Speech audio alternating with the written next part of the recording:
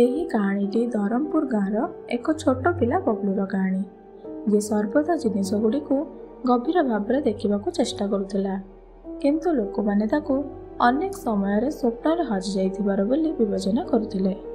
ତା ଜୀବନରେ ଏମିତି ଏକ ଘଟଣା ଘଟିଲା ଯେଉଁଥିରେ ସେ କେବଳ ନିଜ ଆଖି, କାନ ଏବଂ ବୁଝାମଣା ବ୍ୟବହାର କରି ନା କେବଳ ଏକ ରହସ୍ୟମୟ ଉପତ୍ୟକାର ରହସ୍ୟ ଖୋଲିଲା, ବରଂ ସମଗ୍ର ଗାଁକୁ ମଧ୍ୟ ଶିକ୍ଷା ଦେଲା ଯେ ଯେତେବେଳେ ଆମେ ଧ୍ୟାନର ସହ ଦେଖିବା ଏବଂ ଶୁଣିବା, ସବୁକିଛି ଭିତରେ ଏକ ନମୁନା ଲୁଚି ରହିଛି। ଆସନ୍ତୁ ଜାଣିବା ଏହି କାହାଣୀ ମାଧ୍ୟମରେ ବବଲୁ ଏହାକୁ କିପରି ସମ୍ଭବ କଲା ଏବଂ ଏହିପରି ମଜାଦାର ଶିକ୍ଷାଗତ କାହାଣୀ ପାଇଁ ଆମ ଚ୍ୟାନେଲକୁ ଲାଇକ୍, ସେୟାର ଏବଂ ସବସ୍କ୍ରାଇବ୍ କରନ୍ତୁ। ପ୍ରତିଦିନ ସକାଳ 7:03ରେ ଧରମପୁର ଗାଁରେ ଏକ ଅଜବ ଶବ୍ଦ ହେଉଥିଲା।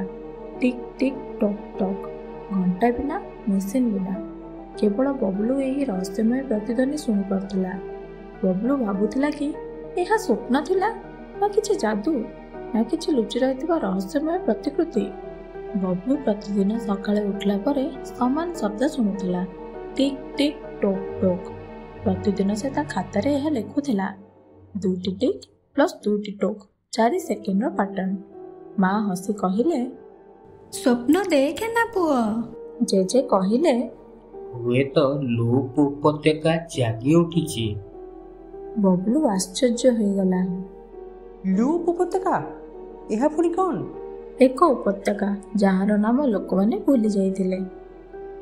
ବବଲୁ ରାତିରେ ତାରାଗୁଡ଼ିକୁ ଦେଖୁଥିବା ବେଳେ ସେ ଅଚାନକ ଦେଖିଲା ଏକ ଉଜ୍ଜଳ ପାଟର୍ନ। ପୁଣି ସେ ତା ଘର ପାଖାପାଖି ଦେଖିଲା ଯେ 4ଟି ତାରା ଘୁରୁଥିଲା। ପ୍ରତି 4ଥ ସେକେଣ୍ଡରେ ଗୋଟେ ଚମକୁଥିଲା। ପ୍ରତି 3ୟ ଗଛରେ ଗୋଟେ ପକ୍ଷୀ ବସିଥିଲା। ପ୍ରତି 5ମ ପଥର ଚମକୁଥିଲା।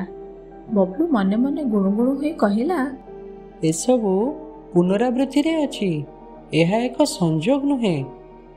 ସେ ତା ଖାତାରେ ଲେଖିଲା, ସବୁକିଛି ନିଜ ନିଜ ସମୟରେ ଘଟେ, ଆପଣଙ୍କୁ କେବଳ ଏହାକୁ ଚିହ୍ନି ଜାଣିବା ଆବଶ୍ୟକ।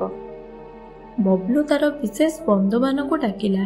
ଚିଙ୍କି, ଯିଏ ଗଣିବାର ତତ୍ପର, ଗୋଲୁ, ଯିଏ 5 କିଲୋମିଟର ଦୂରରୁ ଖାଦ୍ୟର ଗନ୍ଧ ପାଇଯାଏ, ସନି, ମାନଚିତ୍ରର ମାଷ୍ଟର। ବବଲୁ କହିଲା, ଲୁପ୍ ଉପତ୍ୟକାକୁ ଯିବା ପାଇଁ ଏକ ନମୁନାଯୁକ୍ତ ରାସ୍ତା ନିଶ୍ଚୟ ରହିବ। ରାସ୍ତାରେ ଦେଖାଯାଉଥିବା ସଂକେତ। ପ୍ରତି 4ଥ ବୁଦା ପରେ ରାସ୍ତାରେ ବୁଲିଯାଏ। ପ୍ରତି 3ଟି ଗୁଣ୍ଡୁଚି ମୂଷା ଗୋଟେ ଗଛ ତଳେ। ପ୍ରତି 2ଟି ପକ୍ଷୀ ଏକାଠି ଉଡୁଥାନ୍ତି। ପ୍ରତି 5ଟି ଗଛ ପରେ ଗୋଟେ ଜାମୁକୋଳି ଗଛ। ଗୋଲୁ ଚିତ୍କାର କଲା, ଏହା ହେଉଛି ଖାଇବା ଗଣିତ। ଶେଷରେ ଲୁପ୍ ଉପତ୍ୟକା, ଏକ ବୃତ୍ତାକାର ଉପତ୍ୟକା ଯେଉଁଠାରେ ଶବ୍ଦଗୁଡ଼ିକ ପ୍ରତିଧ୍ୱନିତ ହୋଇ ଫେରିଆସେ। ବବଲୁ ତାର ଜେଜେବାପା ଦେଇଥିବା ଏକ ସ୍ୱତନ୍ତ୍ର ଚଷମା ପିନ୍ଧିଲା, ବୈଜ୍ଞାନିକ ଚଷମା ପରି, ଏବଂ ସେ ଅନୁଭବ କଲା ପ୍ରତି 6 ସେକେଣ୍ଡରେ ପବନ ସିଟି ବଜାଏ। ପାଣି 1 2 3, ପୁଣି ସମାନ ପୁନରାବୃତ୍ତି। ପକ୍ଷୀ ଟିକ୍ ଟିକ୍ ଟୋକ୍ ଏବଂ ଏକ ପଥରରେ ଲେଖାଯାଇଥିଲା, ଯେଉଁ ଲୋକ ପାଟର୍ନକୁ ଚିହ୍ନି ପାରିବ ସେ ରାସ୍ତା ଜାଣିପାରିବ। ବବଲୁ ସମସ୍ତ ପାଟର୍ନକୁ ସଂଯୋଗ କଲା। ପ୍ରତି 3 ସେକେଣ୍ଡରେ ଚାଲିବା, ପ୍ରତି 4 ପାଦ ଚାଲିବା ପରେ ବୁଲିବା, ପ୍ରତି 5ଟି ପଥର ପରେ ଅଟକିଯିବା, ଏବଂ ତାପରେ ଉପତ୍ୟକାକୁ ଏକ ସିଧା ଏବଂ ସୁରକ୍ଷିତ ରାସ୍ତା ଖୋଲିଗଲା। ଗ୍ରାମବାସୀ ଆଶ୍ଚର୍ଯ୍ୟ ହୋଇଗଲେ। ଏହି ପିଲାଟି କିପରି ରାସ୍ତା ଜାଣିଲା? ବବଲୁ ହସିଲା। ମୁଁ ଦେଖିଲି, ଶୁଣିଲି, ପୁନରାବୃତ୍ତି ବୁଝିଲି ଏବଂ ସମାଧାନ ପାଇଲି। ଶିକ୍ଷୟିତ୍ରୀ କହିଲେ, ପାଟର୍ନ ଗଣିତ ନୁହେଁ, ଏହା ଯାଦୁ ଅଟେ, ଯଦି ଏହାକୁ ଭଲ ଭାବେ ପର୍ଯ୍ୟବେକ୍ଷଣ କରାଯାଏ। ଏବେ ଗାଁରେ ପ୍ରତ୍ୟେକ ପିଲା ପାଟର୍ନ ଖୋଜନ୍ତି। କେହି ଗୀତ ଗାଆନ୍ତି, କେହି ରାସ୍ତା ତିଆରି କରନ୍ତି, କେହି ଖେଳରେ ସେଗୁଡ଼ିକୁ ଯୋଡ଼ନ୍ତି। ଏହି କାହାଣୀରୁ ଆମେ ଶିଖୁ ଯେ ସବୁ କିଛିରେ ପୁନରାବୃତ୍ତି ଅଛି। ଆମକୁ କେବଳ ଏହାକୁ କିପରି ଦେଖିବାକୁ ହେବ ତାହା ଜାଣିବା ଆବଶ୍ୟକ। ଏହି ନମୁନା ପୁସ୍ତକରେ ନାହିଁ, ଏହା ଆମ ଜୀବନର ପ୍ରତ୍ୟେକ କୋଣରେ ଲୁଚି ରହିଛି।